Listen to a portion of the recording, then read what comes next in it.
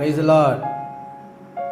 இன்னைக்கு நம்ம தியானிக்க போகிற வேத வசனம் ரோமாபுரிக்கு எழுதின நிருபம் அப்போஸ்தலனாகிய பவுல் 1ஆம் அதிகாரத்தில் 18வது வசனத்தை நம்ம தியானிக்க போகிறோம். சத்தியத்தை அநியாயத்தினாலே அடக்கி வைக்கிற மனுஷருடைய எல்லாவித அவபக்திக்கும் அநியாயத்துக்கும் விரோதமாய் தேவ கோபம் வானத்திலிருந்து வெளிப்பட்டிருக்கிறது. இந்த லெட்டர் பார்த்தீங்கன்னாக்கா பவுல் எழுதின 6வது லெட்டரு.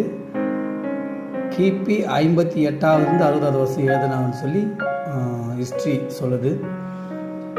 ஆண்டவர் சொல்லார் பாருங்க, சத்தியத்தை அநியாயத்தினாலே அடக்கி வைக்கிற மனுஷன். அப்போது இன்னைக்கு நம்ம யூடியூபோ இல்லை நியூஸோ எதில் பார்த்தாலும் டெய்லி ஒரு நியூஸ் ஆச்சு நம்ம கேள்விப்படுறோம். இங்கே வந்து போதகரை தாக்குனாங்க, அங்கே வந்து சர்ச்சை மூடினாங்க, இங்கே வந்து இந்த பிரச்சனை பண்ணாங்க அப்படின்னு சொல்லி. அது இன்றைக்கி மாத்திரம் இல்லை, கிறிஸ்தவ பிள்ளைகளே நம்ம ஆதி காலத்திலிருந்தே இந்த பிரச்சனை இருக்குது. ஆதாம் ஏவாள் ஆண்டவர் படித்து நல்ல சத்தியத்தை அவங்களுக்கு சொன்னார். ஆனால் பிசாசனம் என்ன பண்ணால் அந்த சத்தியத்தை கெடுத்து அவங்கள என்ன பண்ணால் ஆண்டவர் விட்டு பிரித்தான். ஸோ இந்த ஃபைட்டு இன்னைக்கு இல்லை, ஆதாம் ஏவாள் படிக்கப்பட்ட காலத்திலிருந்தே உண்டாயிருக்குது. ஆண்டவராகிய இயேசு கிறிஸ்துவும் அதை வந்து ஃபேஸ் பண்ணார், அப்போஸ்தலர்களும் அதை ஃபேஸ் பண்ணார். அப்போது இது யார் அதிகமாக பண்ணுறாங்க அப்படின்னாக்கா ஆண்டவர் அதிகமாக அறிஞ்சவங்க தான். ஏன்னா இங்கே பாருங்களேன், வசனம் சொல்லி பாருங்கள், இதே 1ஆம் அதிகாரத்தில்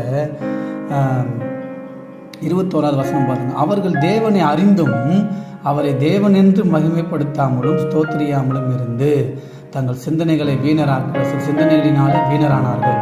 அப்போது இது யூதர்கள் வந்து அந்த காலத்தில் ரொம்ப அகென்ஸ்ட் ஃபார் கிறிஸ்டியன்ஸ் அந்த மாதிரி இருந்திருக்கிறாங்க. ஸோ பவுல் அளவுக்கு தயாராக நீங்கள் அந்த மாதிரி நேரத்திலாம் வந்துச்சுன்னா கூட நீங்கள் என்ன பண்ணுங்கள், மனம் தளர்ந்து போகாதீங்க, கடவுள் இயேசு கிறிஸ்து நம்ம கூட இருக்கிறாரு அப்படின்னு சொல்லி நமக்கு இது பவுல் வந்து என்ன பண்ணுறாருன்னா ரோமாபுரிக்கு எழுதுறது. ரோமாபுரிக்கு மாத்திரமல்ல, நம்ம தமிழ்நாட்டில், நம்ம இந்தியாவில், வேர்ல்டில் எங்கே இருந்தாலும் கிறிஸ்துவ பிள்ளைகளுக்கு அநியாயம் செய்கிற யாராக இருந்தாலும் கர்த்தருடைய சமூகத்தில் பதில் சொல்லியே ஆகணும். கர்த்தருடைய நியாயத்திற்கு நாளில் அவங்க வந்து சொல்லியே ஆகணும், பதில் சொல்லியே ஆகணும். ஸோ நம்ம வேலை என்னன்னா, நம்ம கடவுளை நம்ம பிரசங்கிப்போம், கர்த்தரை நம்ம விசுவாசிப்போம். ஆண்டவராகிய இயேசு கிறிஸ்து எல்லாவற்றையும் நமக்கு முன்பாக போய் சரி செய்ய அவர் வல்லவராக இருக்கிறார். ஏன்னா வசனம் சொல்லுது, நீங்கள் என்ன பண்ண உலக கடைசி பரியந்தம் போயிட்டு என்ன பண்ணுங்க, நீங்கள் சுவிசேஷ பிரசங்கன்னு சொல்ல. அப்போ உலகம் முழுவதும் சுவிசேஷம் பிரசங்கப்பட போகிற நாட்கள் ரொம்ப சமீபமாக இருக்கும். ஸோ நம்ம என்ன பண்ணோம்னா அதுக்கு உண்டான வேர்களை நம்ம போடணும். கர்த்தருடைய பிள்ளைகளை ஆண்டவர் பாதுகாத்து வழிநடத்துவார்.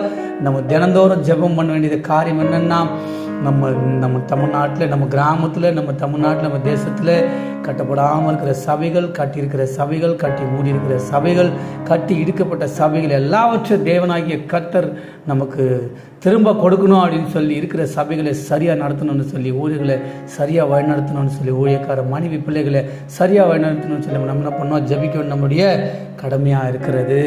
ஸோ எல்லா கிறிஸ்துவ பிள்ளைகளும் என்ன பண்ணுங்க, பொறுமையோடு இருந்து நன்மையும் தீமையும் நம்ம உணர்ந்து அதுக்கு உண்டான பலனை கர்த்தருக்கு நம்ம கொடுக்கணும். கர்த்தர் தாமே உங்களை ஆசீர்வதிப்பாராக. ஆமென், ஆமென்.